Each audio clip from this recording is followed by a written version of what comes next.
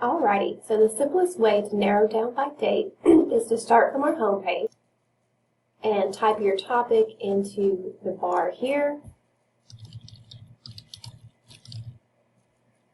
For example, I'm just going to pick a common topic of, PTSD and service animals, and click on search.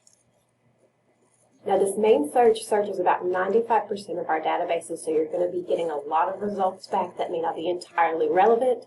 That's why I kind of mentioned the subject-specific databases, which I'll talk more about in the next video. So from here you can see the search results in the middle. If you scroll down along to the left, you should see this toolbar. If you don't see it, there should be a little arrow that will pop it out. If you scroll down far enough, the publication date is here. You can either change it manually, you can say from 2000 to 2019, or you can use the scroll bar here, and it'll automatically update the year for you.